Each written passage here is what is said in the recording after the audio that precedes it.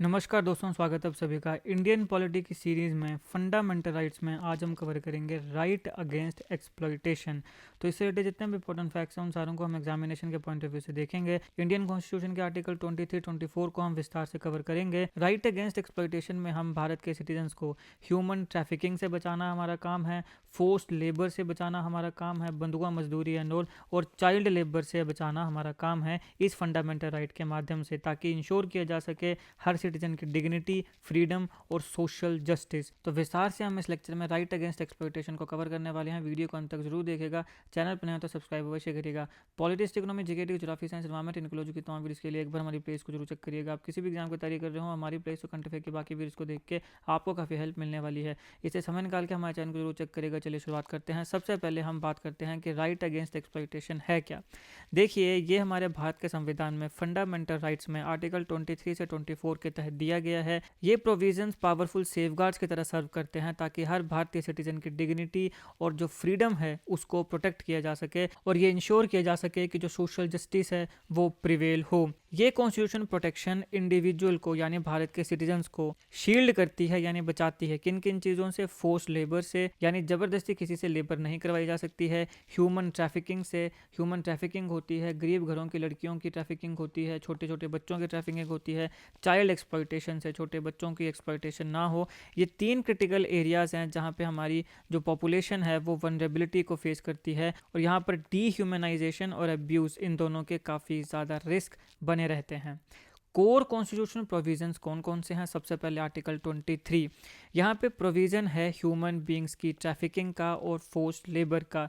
यहाँ पे human trafficking को कम्प्लीटली बैन किया गया है, फोर्स्ड लेबर को एलिमिनेट किया गया है, बेगार सिस्टम को एबॉलिश किया गया है। बेगार सिस्टम क्या होता है? बेगार एक प्रकार का जबरन श्रम है, यानी कि फोर्स्ड लेबर की प्रणाली थी। इसमें जो गरीब और कमज़ोर वर्ग के लोग थे उन्हें बिना मजदूरी दिए काम कराया जाता था, यानी काम कराया जाएगा लेकिन पैसे नहीं दिया जाएगा।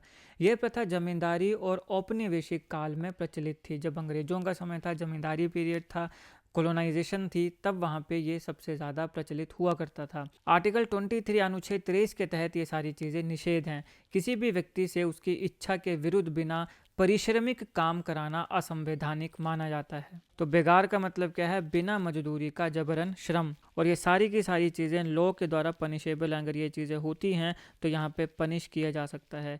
लेकिन अब बात करते हैं कि ग्राउंड जीरो में क्या ये चीज़ें हो रही हैं। अगर मैं ह्यूमन ट्रैफिकिंग की बात करूं तो ह्यूमन ट्रैफिकिंग को तो देखिए आज भी छोटे छोटे बच्चों की होती है, गरीब घरों की लड़कियों की होती है। तो ह्यूमन ट्रैफिकिंग तो बैन तो की गई है संविधान में आर्टिकल 23 में, लेकिन ग्राउंड जीरो में अभी भी इस प्रकार की चीज़ें हमें देखने को मिल जाती हैं, जो कि दुर्भाग्यपूर्ण है, नहीं होना चाहिए। लेकिन बात वही है कि जो हम किताबों में पढ़ते हैं और जो एक्चुअल रियलिटी है उसमें बहुत ज़्यादा अंतर हमें देखने को मिलता है। यह है आर्टिकल 23। अब हम बात करते हैं आर्टिकल 24 की। यहाँ पे छोटे बच्चों को किसी भी प्रकार की जो हैजार्डस एक्टिविटीज़ होती हैं, हैजार्डस यानी जो खतरनाक एक्टिविटीज़ हैं, वहाँ पे उनके एम्प्लॉयमेंट के लिए प्रोहिबिट किया गया है, यानी बच्चों को किसी भी प्रकार के हैजार्डस एक्टिविटीज़ में एम्प्लॉयमेंट नहीं दी जाएगी। चाइल्ड लेबर को यहाँ पे 14 साल से कम की उम्र में बैन किया गया है। बच्चा जब तक 14 साल का नहीं होता है तब तक उसे किसी भी प्रकार की लेबर नहीं कराई जाएगी। तो अब ये चीज़ आपने ध्यान में रखनी है। एग्जामिनेशन पॉइंट ऑफ व्यू से भी पूछा जा सकता है कि भैया कितने साल के बच्चों तक की चाइल्ड लेबर बैन है? तो 14 साल के बच्चों तक की चाइल्ड लेबर बैन है।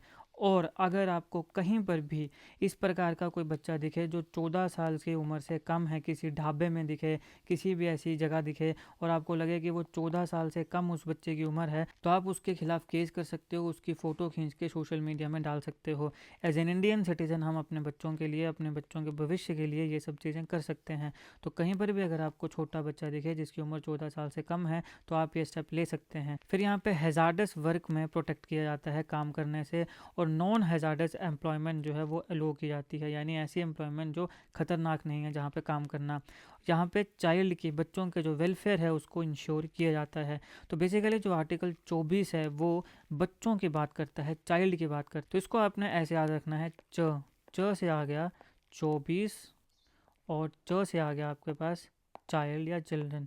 तो जो आर्टिकल 24 है वो मुख्यतः किसकी बात करता है, वो मुख्यतः बात करता है चाइल्ड या चिल्ड्रन की, बच्चों की।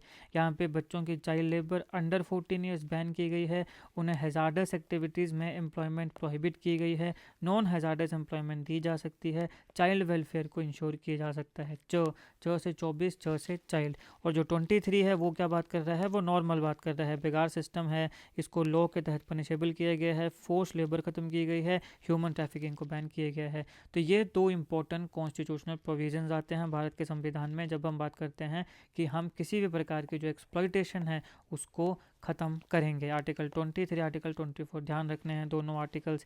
ये आर्टिकल दोनों जो हमारे भारत के सिटीजन्स हैं या फिर जो नॉन सिटीजन्स हैं, ऐसा नहीं है कि आप भारत के सिटीजन्स के लिए बोल रहे हो कि इनको ह्यूमन ट्रैफिकिंग नहीं चाहिए, फोर्स लेबर नहीं।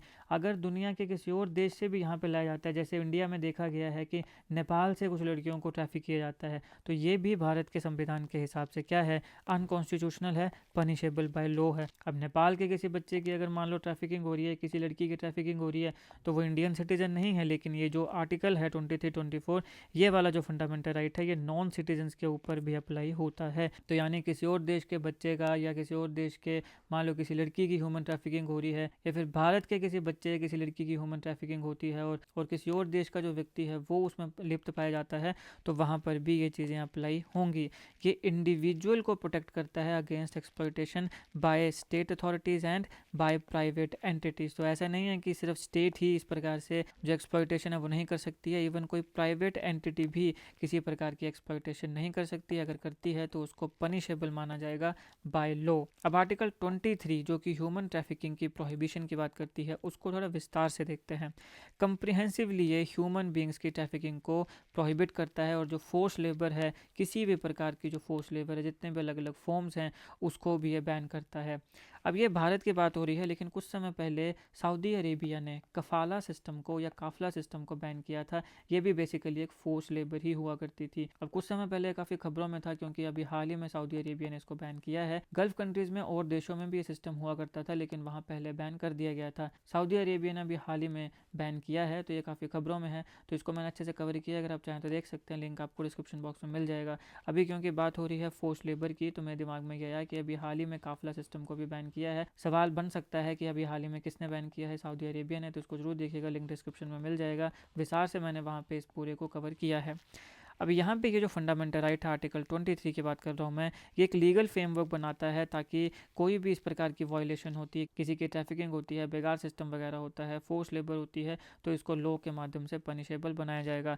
यहाँ पे बियॉन्ड सिटीजन भी ये जो प्रोटेक्शन है ये एक्सटेंड होती है। जैसे मैंने पहले भी कहा, ये सिटीजन्स के लिए भी है, नॉन सिटीजन्स के लिए भी है। जो भी व्यक्ति के साथ इस प्रकार की कोई भी चीज़ होती है इंडियन टेरिटरी के तहत, तो यहाँ पे पनिशेबल वो मानी जाएगी। ये राइट जो है ये यूनिवर्सली अप्लाई होता है कि इंडिविजुअल्स को बोथ स्टेट एक्शंस और प्राइवेट एक्सप्लॉयटेशन दोनों से ही ये प्रोटेक्ट कर रहा है। यूनिवर्सली अप्लाई होने का मतलब यही है कि ये स्टेट के द्वारा भी, अब यहाँ पे स्टेट क्या है, यहाँ पे स्टेट है आर्टिकल 12 वाली, यानी हम पूरे देश की बात कर रहे हैं, गवर्नमेंट्स की बात कर रहे हैं, चाहे सेंट्रल गवर्नमेंट है चाहे स्टेट गवर्नमेंट है।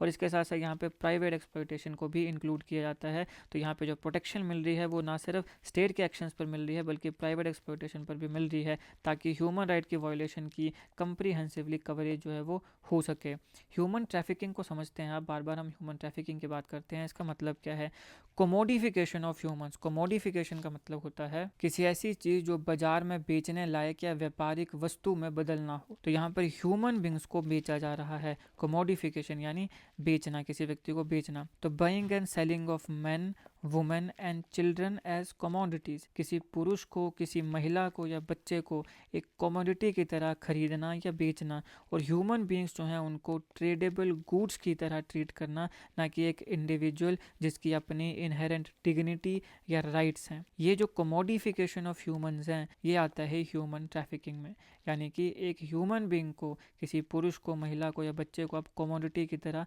खरीद या बेच रहे हो, उन्हें एक ट्रेडेबल गुड की तरह ट्रीट किया जा रहा है, ना कि किसी इंडिविजुअल की तरह जिसकी अपनी राइट्स या अपनी डिग्निटी है। फिर आता है इमोरल ट्रैफिकिंग। अब यहाँ पे मैंने पहले भी कहा कि कई बच्चों को और कई महिलाओं को प्रोस्टिट्यूशन में, वैश्यावृत्ति में ढकेल दिया जाता है, या फिर बाकी इमोरल पर्पस होते हैं जैसे कि वनरेबल इंडिविजुअल्स को एक्सप्लॉइट किया जाता है कमर्शियल गेन के लिए, कोर्शन के माध्यम से या डिसेप्शन के माध्यम से। कई बार क्या होता है, गरीब घरों की लड़कियों को बोला जाता है कि चलो हम आपको नौकरी दिलाते हैं, नौकरी दिलाने के बहाने उनको शहरों में लाया जाता है, फिर उनकी ट्रैफिकिंग कर दी जाती है, कई बार उनको प्रोस्टिट्यूशन में धकेल दिया जाता है। इस प्रकार की काफ़ी स्टोरीज हमें देखने को मिली हैं। तो ये क्या है, ये इमोरल ट्रैफिकिंग है, ये ह्यूमन ट्रैफिकिंग है। फिर आता है ट्रेडिशनल एक्सप्लॉयटेटिव प्रैक्टिसेस। अब ट्रेडिशनल कौन कौन से प्रैक्टिसेस हैं, जैसे कि देवदासी सिस्टम। देवदासी सिस्टम क्या है, ये पुरानी सामाजिक कुप्रथा थी जिसमें छोटी लड़कियों को देवी या मंदिर के नाम पे समर्पित कर दिया जाता था। इस मंदिर के लिए हम इस लड़की को समर्पित कर देंगे।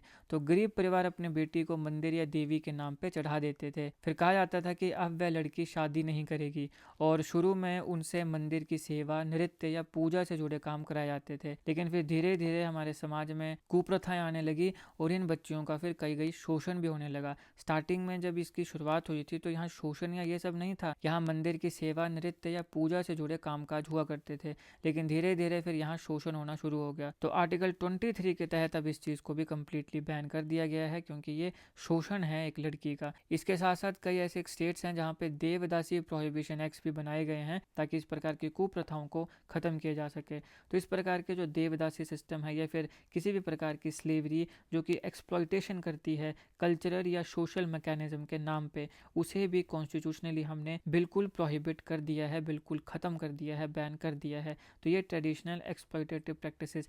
अब ये सारी की सारी चीज़ें ह्यूमन ट्रैफिकिंग में आती हैं। कोमोडिफिकेशन ऑफ ह्यूमंस, इमोरल ट्रैफिकिंग या फिर ट्रेडिशनल एक्सप्लॉयटेटिव प्रैक्टिसेस। अब देखते हैं कि ह्यूमन ट्रैफिकिंग के खिलाफ हमारे भारत में लेजिस्लेटिव फ्रेमवर्क कौन कौन से हैं, यानी कि लॉ, कानून कौन कौन सा है। सबसे पहले बात करते हैं immoral trafficking prevention act 1956। Parliament ने ये कम्प्रिहेंसिव लेजिस्लेशन को बनाया था ताकि इमोरल ट्रैफिकिंग जो है महिलाओं की और बच्चों की, जो हमने पहले भी देखा, उसे कम्बैट किया जा सके, ख़त्म किया जा सके। अब इस एक्ट में क्या क्या मैकेनिज्म है। सबसे पहले, अगर कोई एक्सप्लॉइटर है या कोई ट्रैफिकर है तो उसे प्रोसिक्यूट किया जाएगा, उसके ऊपर केस चलेंगे, उसको सज़ा मिलेगी। विक्टिम जो है उसको रेस्क्यू किया जाएगा और उसको रिहेबिलिटेट किया जाएगा। उसे इस प्रकार से, जैसे मान लो किसी लड़की को प्रोस्टिट्यूशन में धकेल दिया है तो उसे रेस्क्यू किया जाएगा, फिर उसको अच्छा जीवन देने का प्रयास किया जाएगा, उसे रिहेबिलिटेट किया जाएगा। प्रोस्टिट्यूशन और इस प्रकार के जो रिलेटेड एक्टिविटीज़ हैं इसको प्रिवेंट किया जाएगा, इसको ख़त्म करने का काम किया जाएगा। वनरेबल पॉपुलेशन जैसे गरीब घरों की लड़कियां एंड ऑल, इन्हें प्रोटेक्ट करने का काम किया जाएगा। प्रोटेक्टिव होम्स बनाए जाएंगे। अब मान लो किसी लड़की की ह्यूमन ट्रैफिकिंग हुई है, उसको प्रोस्टिट्यूशन में धकेल दिया गया है, उसको रेस्क्यू किया जाता है, लेकिन उसके जो पेरेंट्स हैं वो उसको वापस अपने घर में नहीं लेना चाहते हैं। कई केसेस में ऐसा भी होता है। तो अब क्या उस लड़की को सड़क में छोड़ दिया जाएगा? नहीं, उनके लिए प्रोटेक्टिव होम्स बनाए जाएंगे ताकि वहाँ पे वो आराम से अपनी डिग्निटी के साथ, सेल्फ रिस्पेक्ट के साथ रह सकें। तो ये जो लॉ है ये प्राइमरी लीगल इंस्ट्रूमेंट की तरह काम करता है ह्यूमन ट्रैफिकिंग को एड्रेस करने के लिए और जो विक्टिम्स हैं उन्हें एक्सप्लॉयटेशन से प्रोटेक्ट करने के लिए। अब फोर्स लेबर की बात करते हैं, इसकी क्या डेफिनेशन है और क्या स्कोप है। सबसे पहले देखिए, फोर्स लेबर जो है इसमें ये आता है कि एक पर्सन, एक व्यक्ति जो है उसको कंपेल किया जा रहा है उसकी मर्जी के बिना काम करने के लिए। उसका मन नहीं है लेकिन फिर भी उसको फोर्स किया जा रहा है उसकी मर्जी के बिना काम करने के लिए, अलग अलग प्रकार के कोर्जन करके। कोर्जन का मतलब होता है जोर जबरदस्ती से। तो अलग अलग तरीकों से उसके ऊपर जबरदस्ती की जा रही है ताकि वो अपनी मर्जी के बिना जाके, अपनी मर्जी के खिलाफ जाके उसको काम करना पड़े। अब यहाँ पे कौन कौन सी कोर्जन्स होती हैं अलग अलग, यानी कैसे ज़बरदस्ती की जा सकती है। मान लो फिजिकल फोर्स का यूज़ करके, लीगल थ्रेट्स देके या फिर इकोनॉमिक प्रेशर देके किसी इंडिविजुअल जो है उसके पास कोई भी जेन्युइन चॉइस नहीं रहती है और उसको एक्सप्लॉयटेटिव कंडीशंस के अंडर काम करना पड़ता है। यानी उसको फिजिकली उसको डराया जा रहा है, बेमारा कूटा जाएगा या कोई कानूनी कोई कार्रवाई कर दी जाएगी या फिर पैसे नहीं दिए जाएंगे, ऐसा कुछ करके उसको ज़बरदस्ती ऐसा कुछ काम करने के लिए फोर्स किया जा रहा है जो वो नहीं करना चाहता है। फिजिकल कोर्शन में यहाँ पे वायलेंस आती है, थ्रेट्स आती हैं, इंटिमिडेशन आती है ताकि काम करने के लिए कंपेल किया जा सके। लीगल कोर्शन में यहाँ पे वनरेबिलिटीज़ और जो डॉक्यूमेंटेशन इश्यूज़ हैं वो आते हैं ताकि जो वर्कर्स हैं उन्हें ट्रैप किए जा सके। जो मैंने आपको कफाला सिस्टम सऊदी अरेबिया का बताया वो एक क्लासिक एग्जांपल था लीगल कोर्जन का, जहाँ पे क्या होता था कि पासपोर्ट ही जब्त कर लिया जाता था। अब जब पासपोर्ट ही नहीं है तो वापस अपने देश जा नहीं सकते हैं, तो वहाँ पे काम करना पड़ेगा। भारत में भी कुछ केसेस में इस प्रकार के केस देखने को मिले हैं। ऑब्वियसली यहाँ पे पासपोर्ट नहीं होगा तो कोई और लीगल वनरेबिलिटी या कोई और लीगल डॉक्यूमेंट होगा जिसको अपने पास रख लिया जाएगा ताकि जो वर्कर्स हैं उसको ट्रैप किया जा सके। फिर आता है इकोनॉमिक कोअर्जन। यहाँ पे लेस देन मिनिमम वेजेस, यानी कि जितना पैसा उनको मिलना चाहिए उससे कम पैसा देके यहाँ पे उनको काम करवाया जा रहा है, फोर्स करवाया जा रहा है, या फिर डेट बॉन्डेज के माध्यम से फोर्स कराया जा रहा है कि भैया आपने हमें इतने पैसे चुकाने हैं, या तो पैसा चुकाओ या फिर हमारे लिए काम करो। तो इस प्रकार से इकोनॉमिक कोअर्जन। तो ये आती है फोर्स लेबर, जहाँ पे कोअर्जन होती है अलग अलग फॉर्म्स की, चाहे वो फिजिकल है, चाहे वो लीगल है, चाहे वो इकोनॉमिक है, और जो इंडिविजुअल है उसको अपनी मर्जी के खिलाफ काम करने के लिए फोर्स किया जाता है। बेगार सिस्टम हमने पहले भी देखा, चलो एक बार फिर देख लेते हैं विस्तार से। ऑपरेसिव फॉर्म था ये फोर्स लेबर का ज़मींदारी सिस्टम के तहत, जहाँ पे टेनेंट्स और लिबरल जो थे उनको कंपेल किया जाता था कि लैंडलॉर्ड्स के लिए वो काम करें विदाउट एनी रीम्यूनरेशन, यानी वहाँ पे कोई भी पैसा नहीं दिया जाएगा। तो इससे यहाँ पे गरीबों की एक्सप्लॉयटेशन होती थी। ये जो प्रैक्टिस है ये बेसिक ह्यूमन डिग्निटी और इकोनॉमिक राइट्स को वायलेट करती है, और जो वनरेबल पॉपुलेशन है उनको गरीब और सर्विट्यूड तक रखती है। सर्विट्यूड का मतलब होता है गुलामी, काम करवाया जाएगा, पैसे नहीं दिए जाएंगे। तो जो यहाँ पे वनरेबल पॉपुलेशन है वो गरीब की गरीब ही रह जाएगी, और यहाँ पे सर्विट्यूड यानी कि यहाँ पे गुलाम बन के वो रह जाएंगी। तो जो कॉन्स्टिट्यूशन प्रोविज़न है ये बेगार को कम्प्लीटली ख़त्म करता है, जो कि एक सिग्निफिकेंट स्टेप है हमारे भारत में इक्वालिटी और सोशल जस्टिस के लिए। तो फोर्स्ड लेबर के खिलाफ कौन कौन से लेजिस्लेशन हैं? पहले हमने ऑलरेडी ट्रैफिकिंग के लिए देखे, अभी फोर्स्ड लेबर के लिए देखते हैं। सबसे पहले आता है bonded labour system abolition act 1976। यहाँ पे बॉन्डेड लेबर यानी कि बंधुआ मजदूरी को ख़त्म किया गया है, और इस एक्ट के तहत जितने भी बंधुआ मजदूर थे उनको किसी भी प्रकार की जो डेट ऑब्लिगेशंस थी उससे फ्री कर दिया गया था। यानी किसी के ऊपर अगर किसी भी प्रकार का ऋण है तो उसे उससे मुक्त कर दिया गया था। अब उसको बंधुआ मजदूरी करने की ज़रूरत नहीं है। यह हुआ था bonded labour system abolition act 1976 के तहत। दूसरा आता है minimum wages act 1948।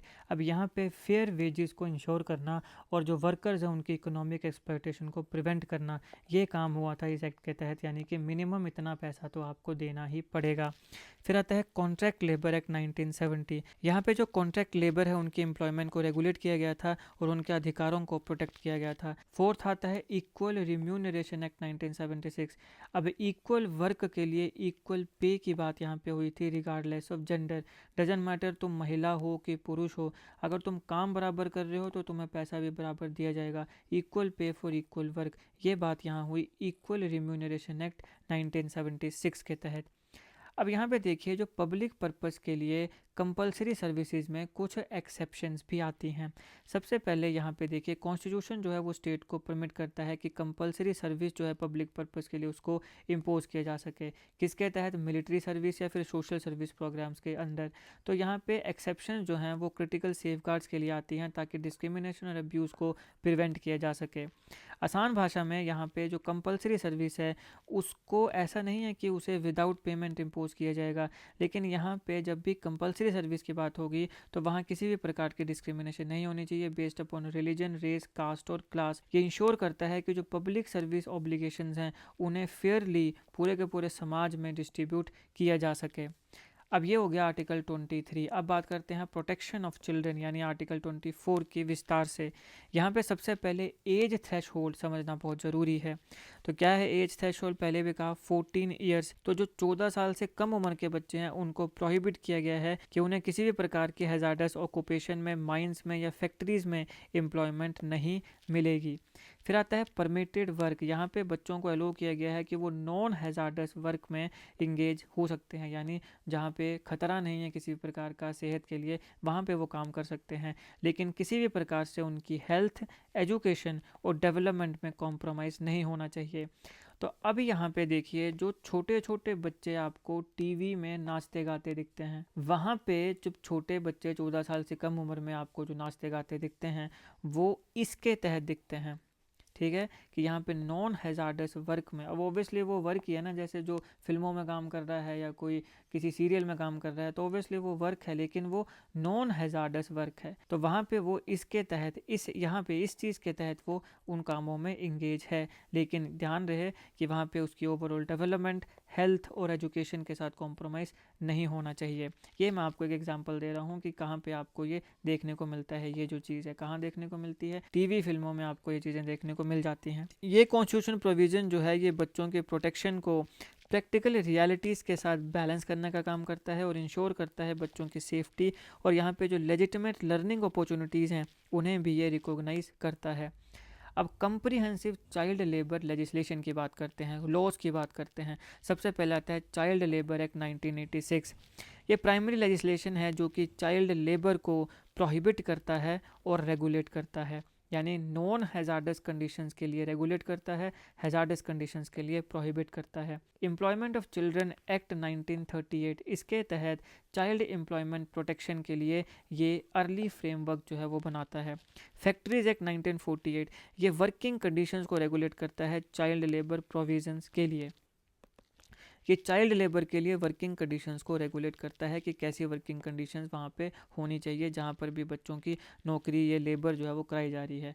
Mines act 1952, ये कम्प्लीटली माइनिंग ऑपरेशंस में, क्योंकि ये ख़तरनाक हो सकते हैं सेहत के लिए, तो माइनिंग ऑपरेशंस में कम्प्लीटली ये चाइल्ड एम्प्लॉयमेंट को प्रोहिबिट करता है। Sector specific child protection laws की बात करें तो सबसे पहले मैरीटाइम एंड ट्रांसपोर्ट में आपके पास मर्चेंट शिपिंग एक्ट 1958 आता है। मैरीटाइम एम्प्लॉयमेंट में भी बच्चों को यहाँ पे प्रोटेक्ट किया जा रहा है। मोटर ट्रांसपोर्ट वर्कर्स एक्ट 1951, यहाँ पे ट्रांसपोर्ट सेक्टर में चाइल्ड लेबर को रेगुलेट किया जाता है। एग्रीकल्चर एंड मैन्युफैक्चरिंग की बात करें तो यहाँ पे प्लांटेशन के जो काम होते हैं वहाँ पे बच्चों की सेफगार्ड्स के लिए प्लांटेशन लेबर एक्ट 1951 आया।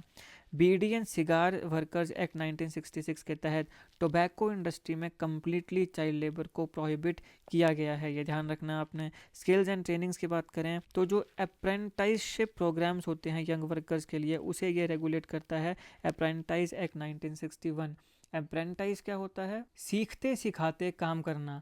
आसान शब्दों में जब कोई व्यक्ति, खासकर कोई स्टूडेंट या फिर कोई नया काम सीखने वाला किसी कंपनी, फैक्ट्री या दफ्तर में काम करते हुए ट्रेनिंग लेता है, आप कहीं पे काम कर रहे हो या फिर आप कहीं पढ़ रहे हो, साथ साथ में आप ट्रेनिंग कर रहे हो, तो उसे कहते हैं अप्रेंटाइज। और ये जो पूरी प्रक्रिया है इसको बोलते हैं अप्रेंटाइजशिप। तो यहाँ पर भी यंग वर्कर्स के लिए जो प्रोग्राम्स हैं इनको रेगुलेट किया जाता है। अब चाइल्ड प्रोटेक्शन के लिए गवर्नमेंट के कौन कौन से इनिशिएटिव्स हैं? सबसे पहले rehabilitation fund, child labour rehabilitation welfare fund बनाया गया था। जो ऑफेंडिंग एम्प्लॉयर्स हैं, यानी कि जो व्यक्ति इस प्रकार का गलत काम करेगा, बच्चों को हैजार्डस कंडीशंस में अगर नौकरी में रखता है तो फिर उसके ऊपर पेनल्टी पड़ेगी। अब वो जो पैसा आता है वो child labour rehabilitation welfare fund उससे बनाया गया या फिर मेंटेन भी किया जाता है।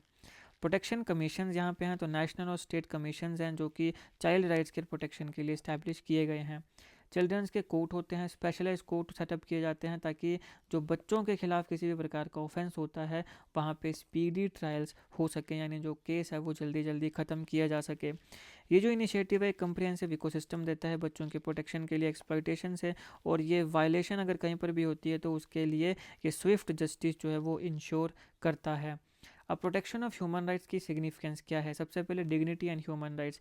इंडिविजुअल को अगर किसी भी प्रकार की एक्सप्लॉयटेशन से प्रोटेक्ट किया जाता है तो यहाँ पे उसको इंश्योर किया जा रहा है कि वो अपने डिग्निटी के साथ जीवन जिए, और यहाँ पे फंडामेंटल राइट्स को बिना किसी डर से, बिना किसी कोर्जन से और अब्यूज से एक्सरसाइज कर सके। फिर आता है यूनिवर्सल एप्लीकेशन। ये जो प्रोटेक्शन है ये इंडियन टेरिटरी के अंदर अंदर विद इन इंडियन टेरिटरी हमारे ना सिर्फ सिटीजन्स के लिए, यानी जो भारत के नागरिक हैं उनके लिए, बल्कि नॉन सिटीजन्स के ऊपर भी अप्लाई होती है, क्योंकि जो ह्यूमन राइट फ्रेमवर्क है वो सिर्फ सिटीजन का ही नहीं है, वो हर ह्यूमन का है। तो हर ह्यूमन बीइंग का जो ह्यूमन राइट है उसके लिए उसको यहाँ पे देखा जाता है और उसको प्रोटेक्ट करने का काम किया जाता है, चाहे वो नागरिक है चाहे वो नागरिक नहीं है। अगर किसी भी प्रकार की एक्सप्लॉयटेशन के लिए वो वनरेबल है तो उसको यहाँ पे प्रोटेक्ट किया जाएगा।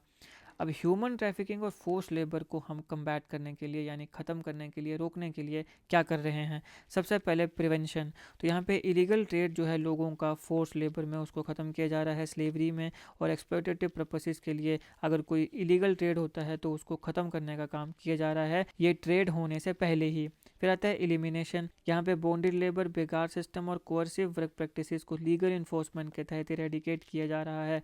फिर फेयर एम्प्लॉयमेंट, यहाँ पे इंश्योर किया जा रहा है वॉलंटरी एम्प्लॉयमेंट, यानी पहले बताया मैंने आपको कि अपनी मर्जी के बिना किसी को काम ना करना पड़े, अपनी मर्जी के बिना किसी को काम ना करना पड़े, अपने विल के खिलाफ किसी को काम ना करना पड़े। और यहाँ पे फेयर वेजेस और ह्यूमन वर्किंग कंडीशंस जो हैं वो यहाँ पे इंश्योर की जा रही हैं। बच्चों और वनरेबल ग्रुप्स के लिए यहाँ पे चाइल्ड प्रोटेक्शन है, तो चाइल्ड लेबर जो है उसको हैजार्डस जॉब्स में बैन किया जा रहा है ताकि उनकी हेल्थ को, एजुकेशन को और ओवरऑल वेलबींग को प्रोटेक्ट किया जा सके। ये इंश्योर करता है कि बच्चे अपने बचपन को जिएं और फुलेस्ट पोटेंशियल पे अपना डेवलप हों। मार्जिनलाइज कम्युनिटीज़ जो हैं जैसे कि महिलाएं हैं, बच्चे हैं, बाकी मार्जिनलाइज कम्युनिटीज़ हैं जो कि एक्सप्लॉयटेशन या अब्यूज़ के रिस्क को फेस करते हैं, उनको भी स्पेशल प्रोटेक्शन यहाँ दी जा रही हैं। फिर यहाँ पे जो मार्जिनलाइज कम्युनिटीज़ हैं उन्हें सपोर्ट किया जा रहा है, महिलाएं हैं, बच्चे हैं या बाकी मार्जिनलाइज कम्युनिटीज़ हैं जहाँ पे एक्सप्लॉयटेशन या अब्यूज़ हो सकता है, उनको यहाँ पे प्रोटेक्ट किया जा रहा है। कॉन्स्टिट्यूशन फ्रेमवर्क ने ऐसे सेफ्टी नेट्स बनाए हुए हैं ताकि समाज में जो वनरेबल मेंबर्स हैं उन्हें प्रोटेक्ट किया जा सके। सोशल जस्टिस और अकाउंटेबिलिटी को प्रमोट करने का काम हो रहा है। देखो, स्टेट अकाउंटेबिलिटी, गवर्नमेंट अथॉरिटीज़ को रिस्पॉन्सिबल बनाया जाता है ताकि एक्सप्लॉयटेशन को प्रिवेंट किया जा सके। Private sector responsibility, private employer जो है उनको भी अकाउंटेबल बनाया जा रहा है लेबर प्रैक्टिसेस के लिए।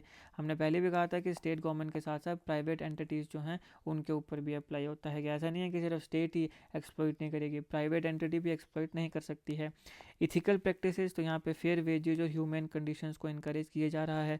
राइट्स प्रोटेक्शन, यहाँ पे वर्कर के फंडामेंटल राइट्स को, मौलिक अधिकारों की सेफगार्ड की जा रही है। सोशल जस्टिस की बात करें तो फेयरनेस को और इक्वालिटी पूरे के पूरे समाज में इसको फोस्टर किया जा रहा है। फिर इथिकल लेबर प्रैक्टिसेस आती हैं, तो सबसे पहले फेयर वेजेस हैं कि जितना भी काम कोई कर रहा है उसको उसका उतना पैसा मिलना चाहिए। मिनिमम वेज स्टैंडर्ड जहाँ पे इससे कम पैसा नहीं दिया जाएगा, इतना तो दिया ही जाएगा ताकि जो वर्कर हैं, जो लेबरर है, वो अपने आप को और अपने पूरे परिवार को डिग्निटी के साथ सपोर्ट कर सके। फिर आता है ह्यूमन कंडीशंस, तो सेफ और हेल्दी वर्किंग एनवायरनमेंट्स होनी चाहिए और जो वर्कर्स हैं उनको फिजिकल और मेंटल वेलबींग के ऊपर पूरा ध्यान देना चाहिए। वर्कर्स राइट्स की बात करें तो यहाँ पे फंडामेंटल लेबर राइट्स हैं जहाँ पे फ्रीडम ऑफ एसोसिएशंस हैं, तो आपको भारत में अलग अलग प्रकार की एसोसिएशंस देखने को मिलती हैं। कलेक्टिव बार्गेनिंग है, हम बार्गेन कर सकते हैं अपनी सैलरी के लिए या फिर अपने छुट्टियों के लिए या बाकी वर्किंग कंडीशंस के लिए, और डिस्क्रिमिनेशन से इनको प्रोटेक्ट करना काम है। अब कॉन्स्टिट्यूशन कमिटमेंट जो है ह्यूमन डिग्निटी की, तो यहाँ पे हमने पहले भी कहा कि आर्टिकल 23 और 24 जो है वो सोशल जस्टिस, ह्यूमन डिग्निटी और इक्वालिटी की जो कमिटमेंट है भारत के संविधान की, उसको अपहोल्ड करता है। जो हमारे समाज के सबसे ज़्यादा वनरेबल मेंबर्स हैं उन्हें प्रोटेक्ट किया जा सके। कंप्रिहेंसिव लेजिस्लेशन हमने पहले भी देखी, कितने ज़्यादा कानून हमने देखे जो कुछ ना कुछ चीज़ों को या तो प्रोटेक्ट कर रहा है या रेगुलेट कर रहा है। तो यहाँ पे सारे लोगों को, समाज के हर वर्ग को प्रोटेक्ट किया जाता है, रिगार्डलेस कि आपकी उम्र क्या है, आपका जेंडर क्या है, आप महिला हो, पुरुष हो, आपकी कास्ट क्या है या इकोनॉमिक स्टेटस क्या है, अमीर हो, गरीब हो, आप सारे अपनी डिग्निटी के साथ, कोर्जन के बिना, ट्रैफिकिंग और एक्सप्लॉयटेटिव प्रैक्टिसेस के बिना अपने डिग्निटी के साथ जीवन जी सकते हो। तो ये है दोस्तों right against exploitation article 23 and 24। हमने विस्तार से होलिस्टिकली इस पूरे राइट को, इससे रिलेटेड गवर्नमेंट इनिशिएटिव्स को, इससे रिलेटेड लॉस को देख लिया है। जो सवाल आएगा इसी से आएगा, इसके बाहर नहीं आएगा। अगर आप इस पूरे टेक्स्ट को पढ़ना चाहते हो, रिवाइज करना चाहते हो, तो आपको ये पूरा का पूरा टेक्स्ट हमारी ऐप में मिल जाएगा इंक्लूडिंग MCQs। हमारी ऐप अभी कुछ दिनों में लॉन्च होने वाली है, तो जैसे हम लॉन्च करेंगे उसका लिंक आपको डिस्क्रिप्शन में दे देंगे, आप उसको जाके वहाँ पे चेक कर सकते हैं, डाउनलोड कर सकते हैं और इसको पढ़ सकते हैं। बाकी हम एक एक करके सारे के सारे फंडामेंटल राइट्स को कवर करने वाले हैं। पॉलिटी से रिलेटेड हमने और भी काफ़ी ज़्यादा टॉपिक्स को कवर किया है, देखिए हमारी प्लेलिस्ट में इंडियन पॉलिटी, वहाँ पे आपको सारी वीडियोस मिल जाएंगी। वीडियो अच्छी लगी हो तो लाइक करेगा, शेयर करेगा। बाकी history, economy, GK, philosophy, science, environment, ecology के तमाम वीडियोस के लिए हमारी बाकी प्लेलिस्ट को भी जरूर चेक करिएगा। आप किसी भी एग्जाम की तैयारी कर रहे हो, हमारी प्लेलिस्ट और कंटेफे की बाकी वीडियोस को देख के आपको काफ़ी हेल्प मिलने वाली है। इसे समय निकाल के हमारे चैनल को जरूर चेक करिएगा और जीके, कंटेफे, जीके टिक्स ऐसी वीडियोस के लिए हमारे चैनल को सब्सक्राइब करिएगा। बेल आइकॉन को जरूर दबा दीजिएगा ताकि किसी वीडियो की नोटिफिकेशन आपसे मिस ना हो। आपका बहुत बहुत धन्यवाद।